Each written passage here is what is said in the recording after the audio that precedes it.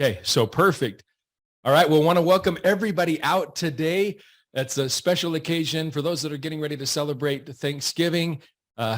Grateful for you. Hopefully you have a great time with your friends and family.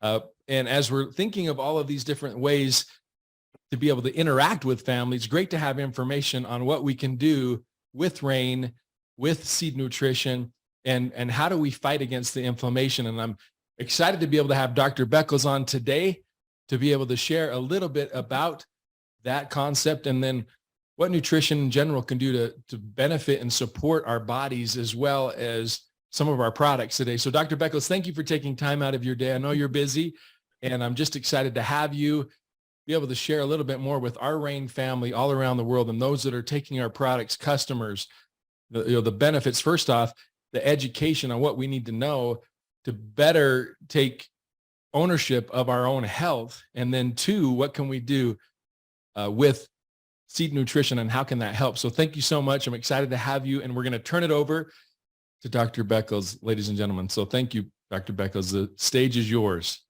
Thank you, Byron. Thank you, team. I'm excited to be part of the scientific community.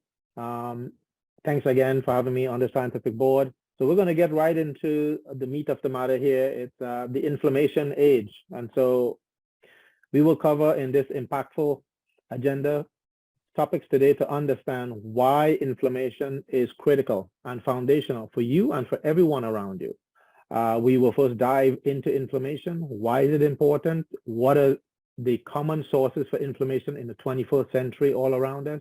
Really, how can we thrive in this inflammation age?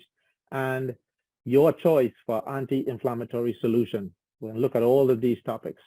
So from a historical perspective, we can see in the 1800s, the life expectancy was under 30 years old. Boy, we've come a long way.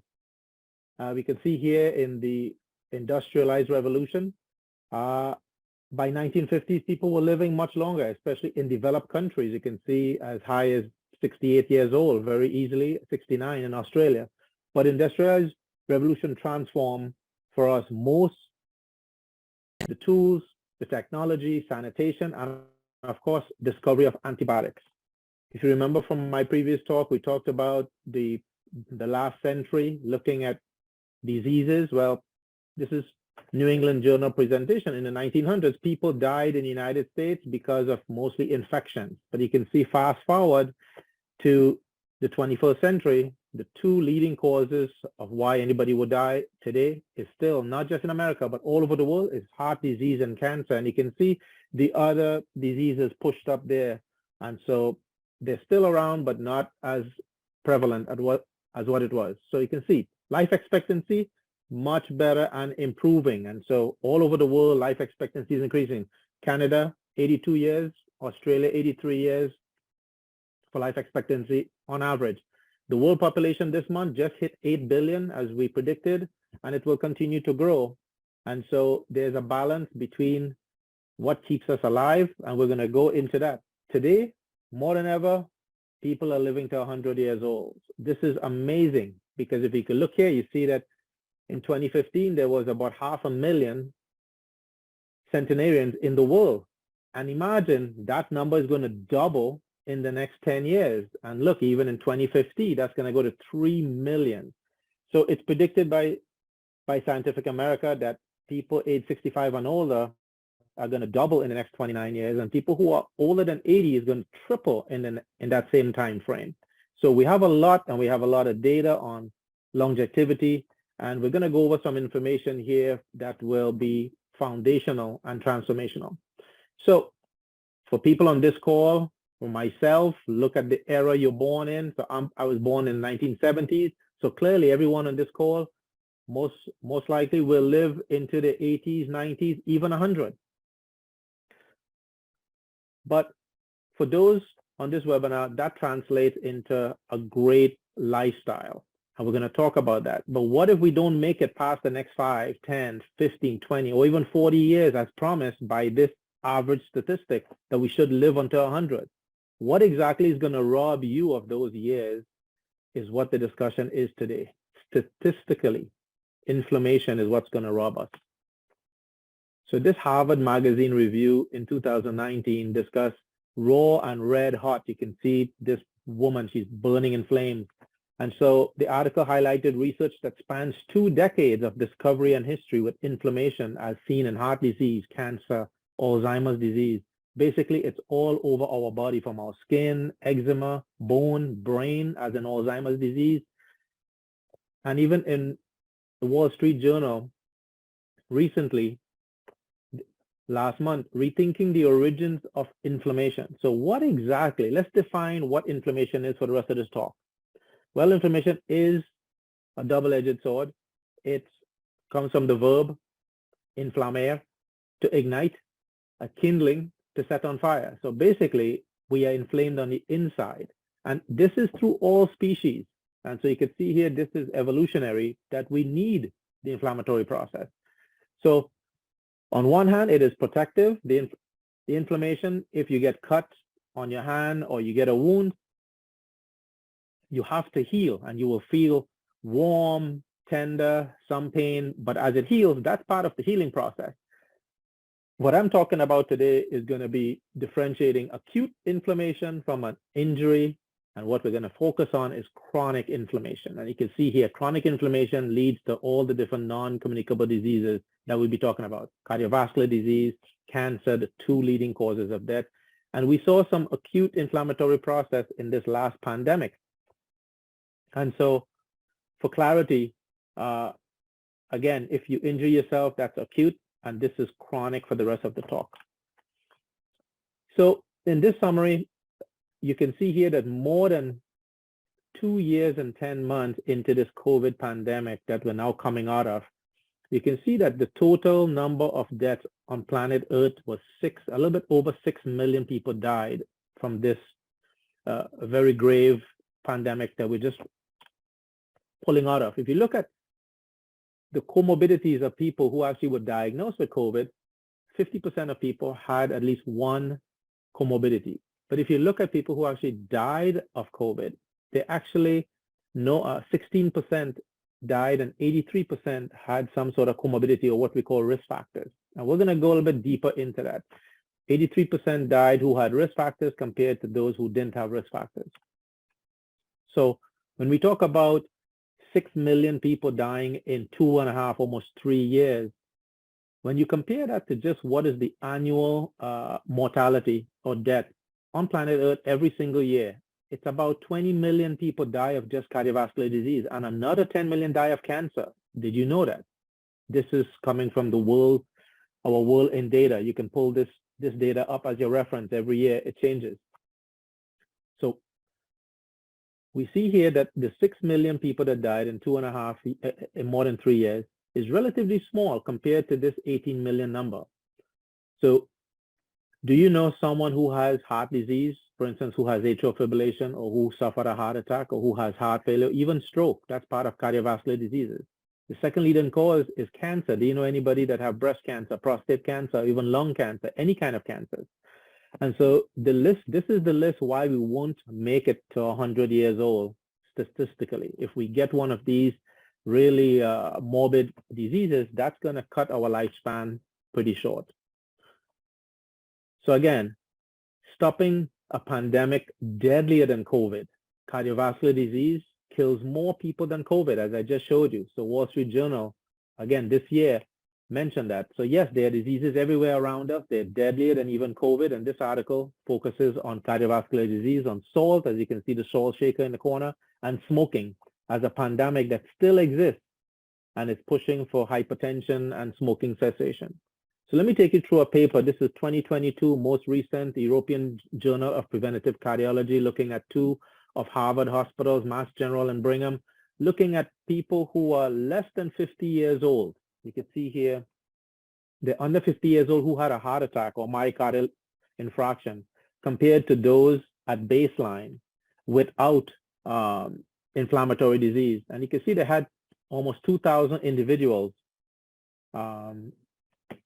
And so looking at that number, they actually compared the survival. And again, today we have data out for a decade. And you can see here in this 11-year follow-up, the cumulative incidence of why people died. People were dying in the red shows that they had baseline systemic inflammatory diseases. So they had other diseases that were part of the inflammatory syndrome, and they had a worse mortality. So imagine they were 50 years old, under 50, having their first heart attack, and they are not going to live to 100. So this is an example of where inflammatory diseases play a huge role in shortening our lifespan or life expectancy. Let's look at this other paper, 2009, that showed, again, 14-year data showing that looking at inflammatory markers, they use 2 inflammatory markers, which we will talk about throughout this talk, is high sensitivity CRP and MPO. And those 2 markers you see here,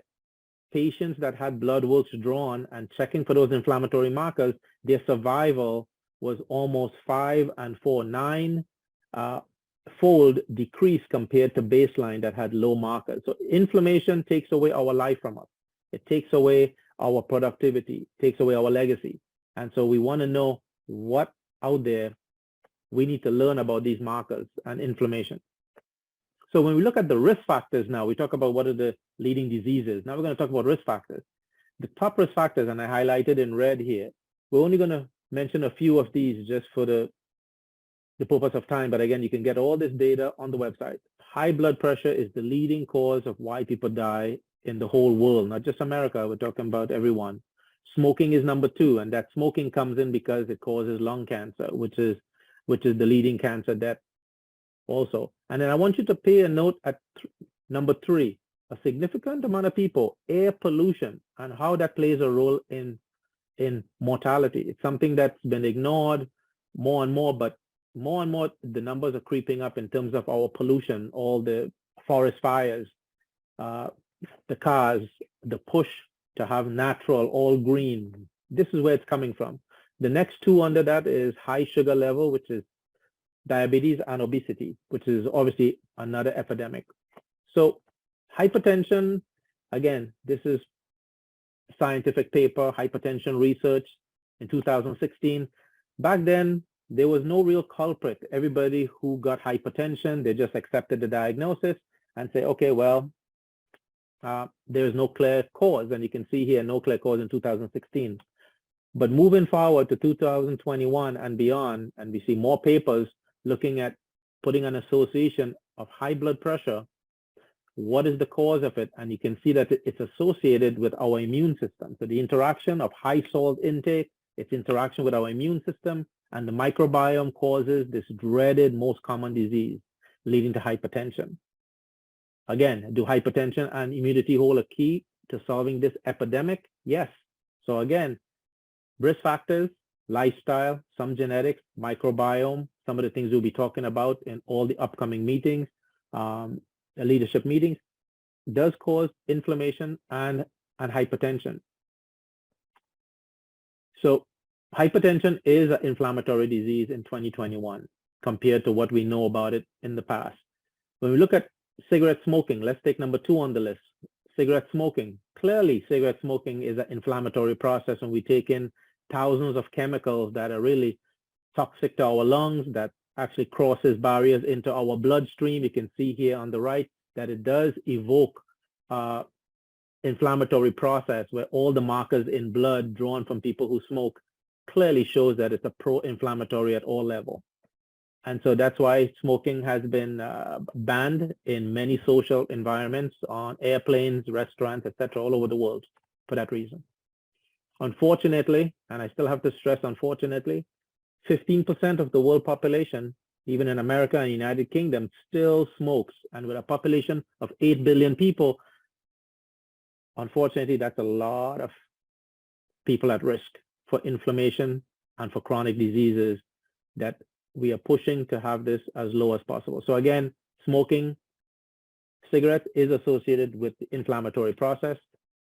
Let's talk about a big one that is plaguing America because it's also associated with obesity. They go hand in hand. And so diabetes is also an inflammatory process. And so you can see here, it affects multi-organs, not just, but it's also affected and affects the microbiome, which is our gut, which we'll get to in a different talk. But it definitely invokes all of the inflammatory cytokines as seen on this highlighted paper.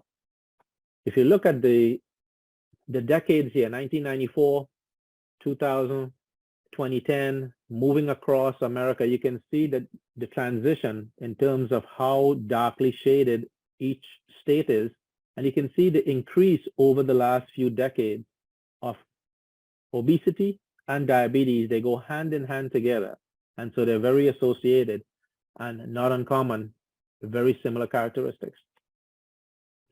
What I think is very unfortunate is that kids in B here shows that boys and girls, men and women increase over, again, the last few decades of BMI, which is their body mass index. So basically, obesity has been increasing. And you can see here, not in a linear fashion, in a sort of exponential, really increasing beyond what we can control. And that's not good for people if they want to live until 100 years old, taking away some of our longevity from us. So in the United States, 1 in every 3 US adults is actually considered to have obesity. And so that's an ongoing problem. But it's also an epidemic all over the world, as I'll show you next. Is obesity part of this inflammation also? The answer is yes. Look at the inflammatory markers in blood. Again, overnutrition. Overnutrition spills over to a certain point. When it tips that immune process, it causes a massive inflammation state in the body, all leading to cardiovascular diseases, and I'll show you later cancer. So even environmental smoke, which I want to bring to a highlight, we saw it as the number 3 reason why people die and have a high mortality. And so the air that we breathe from all of the toxins, the ways of measuring, but when it gets to a certain parts per million, and in terms of size, it is directly associated with atherosclerosis, inflammation, oxidative stress. And those are the terms that we're going to see throughout the rest of this talk. Correlating oxidative stress is another term for inflammation. Again, looking at the size of the particle is what they look at environmentally, but it does cause inflammation in the body. So you don't have to smoke cigarettes to get inflammation. It's in the air that we breathe. And depending on where you live and which environment, how much local government is doing to actually protect its air is really what that comes down to. Let's look at what happens when you combine cigarette smoking and obesity. What happens then? Well, clearly, it's a cumulative effect when you have not just pollution, but cigarette smoking and you have obesity combined in one. You get this mega, massive inflammatory response in the human body that triggers all the different cascades for inflammation and cytokine storm. So the good news here is what happens if you throw exercise into that. So someone that smokes and someone that actually is obese and try exercising. Remarkably, it's almost like a miracle. Remarkably, there's decreased inflammation with exercise, and that's been shown over and over and over again. So that's something to pay note to. 2 things that can give you back those years to get to 100 years old are exercise and nutrition. Those are the only 2 things to push you forward into where we need to get to. So Harvard Medical School published diseases that are linked to chronic inflammation and eye diseases of the eye, diseases of the heart and blood vessels, lungs, liver, digestive system, your kidneys, your skin, brain, spinal cord, joints, arthritis, and autoimmune diseases, all are linked today to chronic inflammation. And this is a powerful information that we need to spread to everyone to be aware. So we talk about chronic inflammation, it touches on everything, but it touches also on different diseases, not just cardiovascular, also cancer and diabetes. So I showed you earlier on the top leading causes for death in the world. Cardiovascular disease was 18 million people in 2019. It's still in the near 20 million people before COVID and after COVID. It's still the same and will continue to increase as the population increases and as these risk factors and inflammation stays around. Look at the second leading cause of death. Another 10 million die from cancer. Is cancer part of that inflammatory process? The answer is yes. This is Cell, one of the most prestigious journals out there, reviewing, again, immunity, inflammation, and cancer. And so the progression of cancer, which starts for most part slowly and progress over time, is modulated by the inflammatory process until it gets to a point where it spreads and metastasizes throughout the body. So again, chronic inflammation, infection, immunity, it's all linked to this inflammatory process that also supports in that microenvironment and supports cancer growing, starting, propagating, and even spreading. So heart disease, cardiovascular disease, and cancer, the two leading causes of death, more than almost 30 million deaths every year, is more than the 6 million pandemic that we just came out of. So again, the role of tumor inflammatory microenvironment in lung cancer, well documented, all of the inflammatory cascade. This is 2021, Frontiers of Pharmacology. And again, this is 2022, British Journal of Cancer. Again, the force of chronic inflammation. Inflammation breeds cancer. It breeds diseases that we don't want. And that's what this focus of this education seminar is all about. So as I started my topic, why is inflammation important? Well, this is off the CDC website. By the time I finished this presentation, more than 100 people would have died. Every 34 seconds in the United States, someone dies of cardiovascular disease. That's just cardiovascular disease. That's not even accounting for cancer. So every 34 seconds, it's a silent killer, creeps up on us, get a heart attack, we die in our sleep. This is what we're talking about. Those people never make it into their 100 years. When we look at the same website, what are the risk factors? Why people have heart disease? You can see that we just discussed it. High blood pressure and smoking, also cholesterol, but diabetes, overweight, unhealthy diet, physical inactivity, excessive alcohol use. Some of those are behavioral and should be eliminated immediately. And so this is next for the next topic. What are some of the common sources of inflammation in the 21st century? Well, I alluded to some of them, but let's go over again. I'm just going to focus on two top ones that I think is worth mentioning towards the end of this year. Number one is high blood pressure. And so high blood pressure, when we look at this paper that I discussed the last time, looking at 195 countries and looking and seeing why people died, 11 million people died, and why they died, and how did it relate to their dietary risk factors. Just looking at their diet as a risk factor, we saw that a diet high in sodium, so we're talking about salt here, sodium chloride, putting salt on our food, the kind of foods that we eat.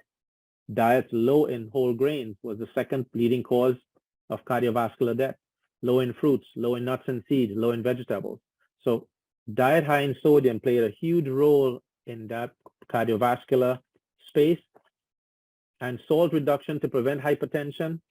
This is JACC, which is Journal of the American College of Cardiology 2020, showing that salt intake, look at the detrimental effects of salt have throughout our entire pathophysiological mechanisms, from our blood pressure, damage to the blood vessels, hormonal pathway gets also damaged, inflammatory pathway. This is an inflammatory disease we talked about, gut microbiome, and again, leading to end organ damage. And you can see every single organ gets affected. And you can see here on the last box that 3 million deaths a year could be eliminated if salt is responsibly used. All the meta-analysis out there shows that decreasing salt can decrease your blood pressure. And what does it mean? This one slide is what you need to talk about at every table, is how much salt should we really eat? Because 9 out of 10 Americans consume too much salt. 9 out of 10. That's the majority. That's almost everyone. So less than a teaspoon per day in 24 hours. Not putting a teaspoon on every meal 3 times a day, but 1 teaspoon, 24 hours is all the salt you need. Your food should have enough salt in it. Let's talk about the second risk factor. Second risk factor, the first one was hypertension, second one is going to be diabetes. And diabetes, again, plagues the entire, it's an epidemic. It's all over the world.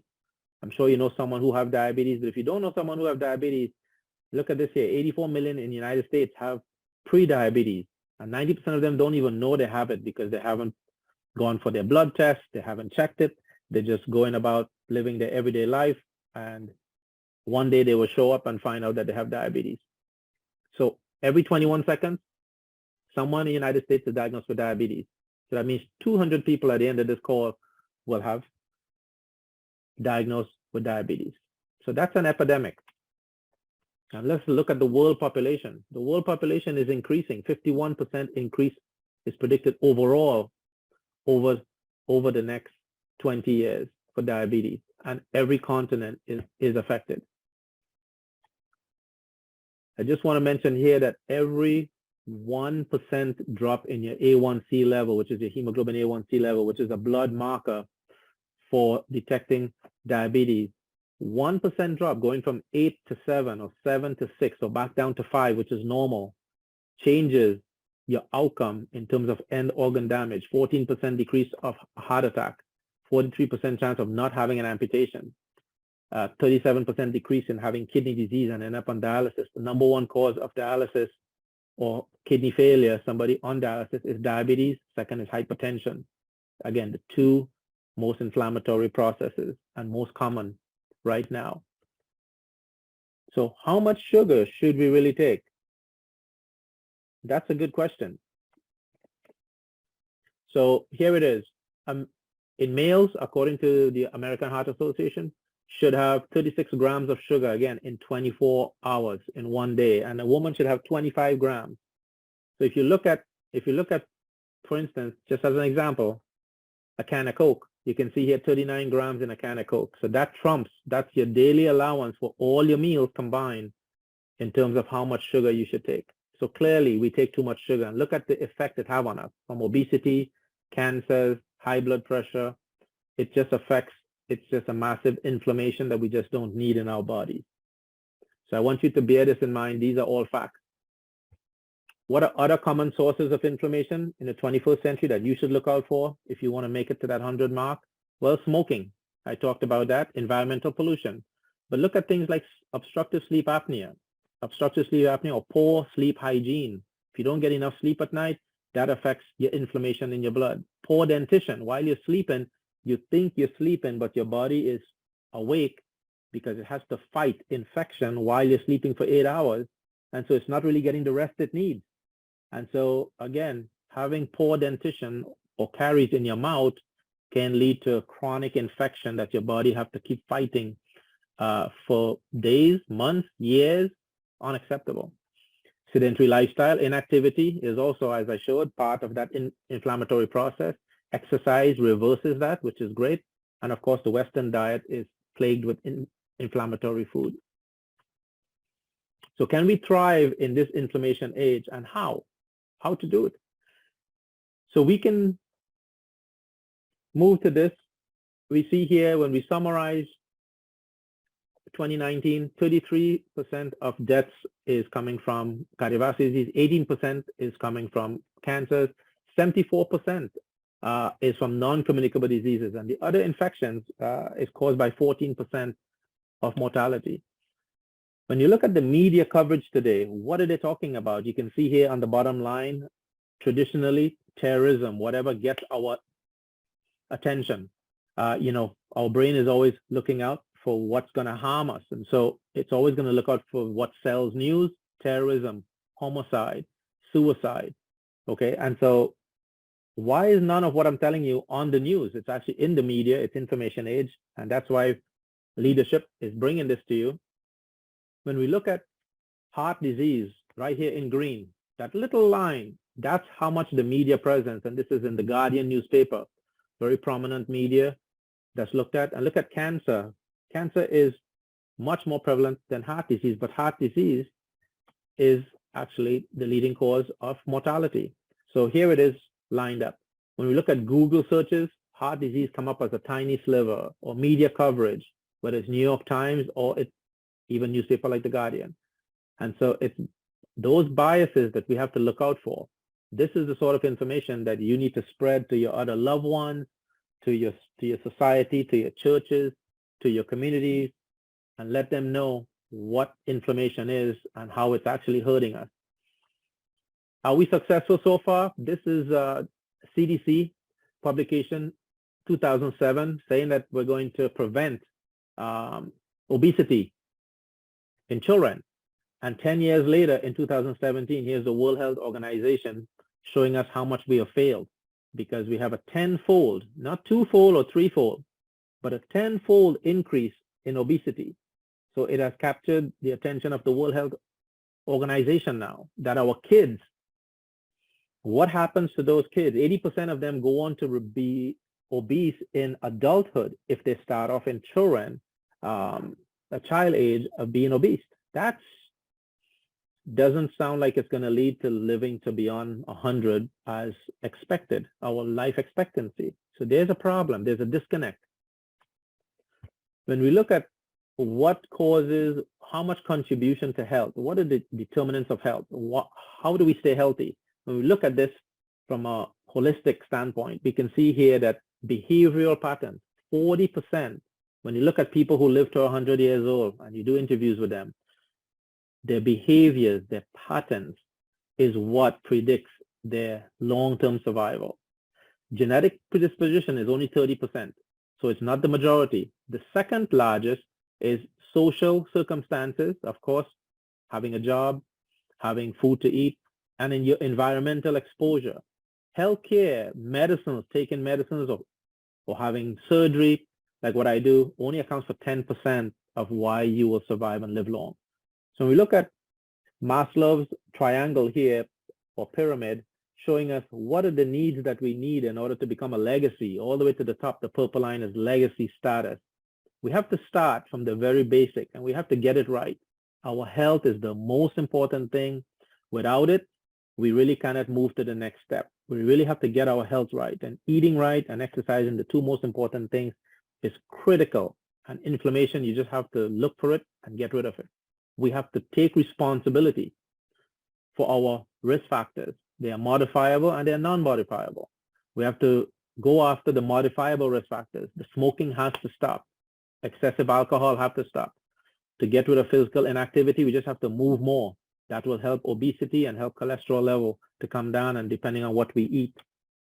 So back to inflammation. Foods that fight inflammation. Again, I presented these slides before. Low fruit and vegetable intake may account for millions of deaths, not thousands, but millions. So that's something that is the focus. Many scientific articles are coming out now, more and more recent. This is 2015. Consumption of a healthy dietary pattern results in significant, note the word, significant reductions in C-reactive protein. That was the C-reactive protein that I showed you before, that if it's decreased, your survival is great. And if it increases, your survival over the next 10 years could be greatly affected. So imagine consuming what you eat can determine, number one, inflammation and also survival. So effect of dietary patterns on C-reactive protein. Again, many papers are coming out on this, looking at the science, following it, doing studies, and we'll hopefully conduct some of these studies also. But look at inflammatory biomarkers in adults with diabetes. When you take diabetes and you look at their inflammatory markers, looking at meta-analysis, again, similar results are seen using all the different diets, from DASH diet to the anti-inflammatory diet to Mediterranean diets. Again, long-term, these things have a great consequence on living longer and getting to our life expectancy as promised. When we look at dietary inflammatory index, what's called here DII, you look at this curve here on the right, the DII in red shows that there is a higher in dietary inflammatory index. That means if we eat food that are high in inflammation, it leads to more and more cardiovascular disease and death. And so the highest line there is the highest inflammatory index. Well, the opposite is also true. If you eat food that are low in inflammatory state, guess what? It decreases cardiovascular disease and helps to decrease all the different inflammatory markers that I just talked about and every risk factor. So looking at foods that are anti-inflammatory is critical moving forward, and to share the word that this is one of the solutions to help live a long life. There are a lot of foods that are full with anti-inflammatory activity. And what you're going to see more and more coming out now is part of what's called functional medicine. It's changing the paradigm after decades and decades of learning that it's not just medicines that can take care of diseases, but really going over what exactly is the cause of the problem. Where is the problem really at? Is it social? Is it economic? Is it environmental? And get to the bottom of it and try and come up with ways of helping patients live longer. Nutrigenomics is something we're going to also see. The microbiome, upcoming lectures will talk about microbiome and probiotics and how that play a role on our DNA and how do we prevent cardiovascular disease. There's direct correlation now with the gut microbiome and affecting our DNA and how it affects inflammatory markers. So rethink functional food as a holistic approach is the theme moving forward. This is 2021, and I think we're going to see in the next 3 to 4 years, these are the publications that are exponentially going up, increasing over time on these topics, and we're going to see more and more attention on these great topics. You can see here that, again, let food be thy medicine when possible, should be always possible. You have to put that as your priority. Look at your risk factors, see what you need, because every risk factor on that line, on that graph, every risk factor, for the people that died of COVID, they had risk factors compared to those that didn't have risk factors. We have to get ready for the next disaster in our life. We want to always be prepared, but we start first with health, health, health. Getting the inflammation as low as possible. Eating foods and fruits, we know that has a lot to do with the kind of diet we have, also affects our health, in general. But let's look at anti-inflammatory solutions besides medicine, besides taking statins. So if we use food as our medicine, you can see here, we talked about last time when we talk about a huge history on the black cumin seed and looking at the molecular and how it attracts all the different industries out there today, from medicine, 20%, pharmacology, looking for something that they can actually focus on, agricultural and biochemistry. All the studies are pointing to greatness coming out of this, black cumin seed. And you can see here, anti-diabetic, antioxidant, anti-inflammatory, just this topic that we need. And so the mechanisms are already mapped out for anti-cancer and for anti-inflammatory. And so it's being used in some of our rain products right now and broken with great testimony. So you can see here the black cumin seed, all different scientific articles pointing to inflammation. It's anti-inflammation effect. So it has a massive spectrum of application in all different diseases from an anti-inflammatory pathway. And again, it's one of the specialty seeds up there with chia seeds, flax seeds, hemp seeds, pumpkin seeds, all the other seeds. It's named there in 2021 as one of the specialty seeds. And so looking at Soul, its main ingredient is the black cumin seed. And again, its promise and what it delivers, reducing inflammation at the cellular level. And that's exactly why I think that this is a solution. Moving forward, all the different seeds have antioxidants, reduces inflammation, gives the body what it needs, and helps to restore a good immune system. So to summarize, inflammation is a dreaded disease of many well-known non-communicable diseases, as I've highlighted. High blood pressure, diabetes, cancers, heart disease account for 80% of deaths. Sources of inflammation must be eliminated from outside the body, from diet, and more activities must be done. The world and its food is different today as it was compared to ancient times, so seed nutrition has a massive benefit on all organ systems. Seed nutrition is safe, convenient. For me, it's very convenient. Revolutionary Rain has been a leader in this technology for over a decade, as I mentioned before, and products focus has been as a great anti-inflammatory solution to help this epidemic. Thank you so much. Thank you for your time. Thank you. No, thank you, Dr. Beckles. That was awesome. You know, and one of the things that, a couple of things that I love that you said, I mean, amazing information. Appreciate you taking some time today, but pretty interesting to see all of that information that you're showing from all of these different resources. And one of the things that really stuck out to me is it doesn't get the media. It doesn't get, you know, it's not being talked about yet. All of the numbers, all of the facts, that's not hypothetical situations that you were sharing today. I mean, those numbers are factual, and yet a majority of the world is not hearing that. It's very sad. It's very sad. It's very disappointing. Like I said, extremely unfortunate that the media is not about covering what is most important to us, our health.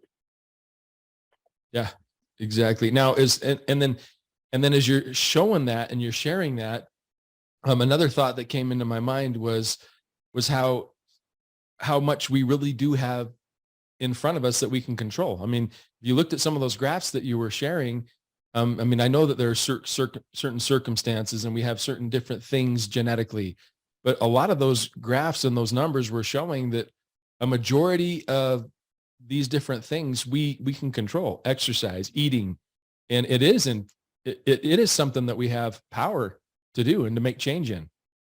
We have to take responsibility if we want to be a legacy for our family to be around, to spend more time with them. I mean, the next 40 years for most of us, you know, getting to 100 years old, people are doing it.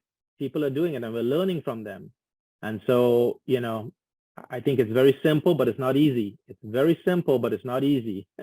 Yeah, exactly. Well, and I love that what you're saying about creating that legacy, because that's what we're all about here. You know, at Rain is we want to help build something that's a legacy for not just the company, but for people, for their families. And it's so important that you're focusing on the fact that we've got to take care of ourselves if we want to be able to take care of others.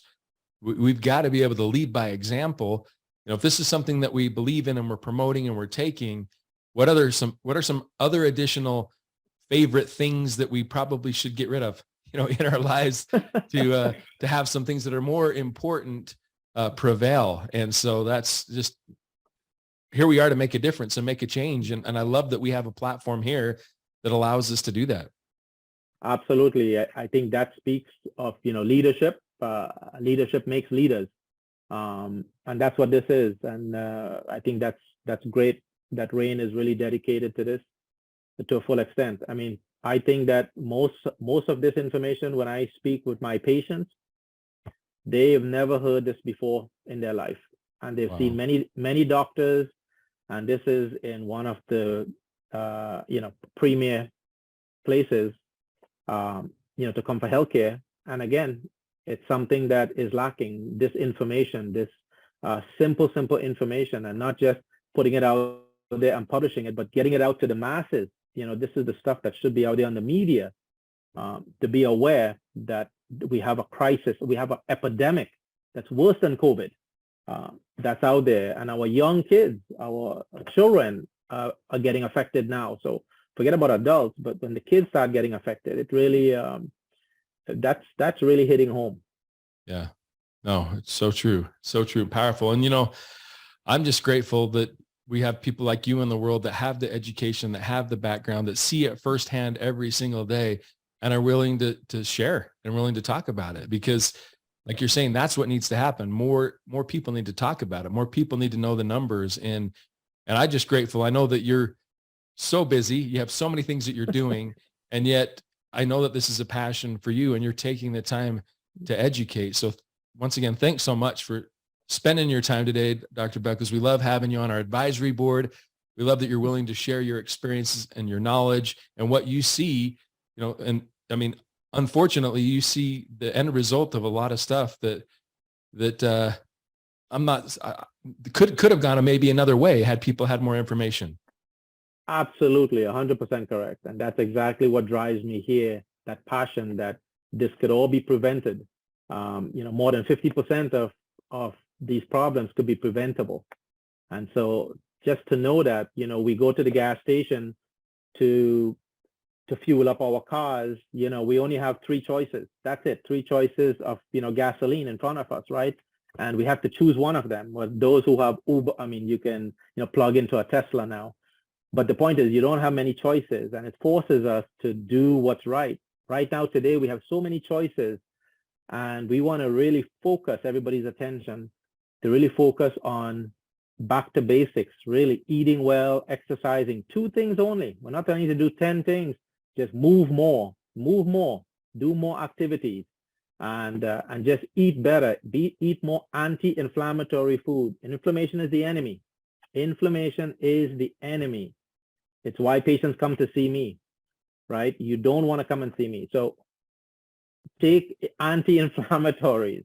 That's the answer. And as natural as possible, away from pharmacologic drugs. There's so much available. Most pharmacy drugs take it from nature anyway. So you might as well stick with nature. That's been most of these things we talk about. The cumin seed has been around for thousands of years. So use it. Wow. Yep. Absolutely. Well, no, thank you for that encouragement and for your training and your teaching today, Dr. Beckles. We're once again all grateful to be able to learn from you today. Thanks for taking time once again. We wish you a great day, a great week, and thankful once again that our paths have crossed, and that we have a chance to go out there and make a difference. So, love having you here. Absolutely, my pleasure. Take care. Hey, all right, take care. We'll see you. Bye. Have a great day.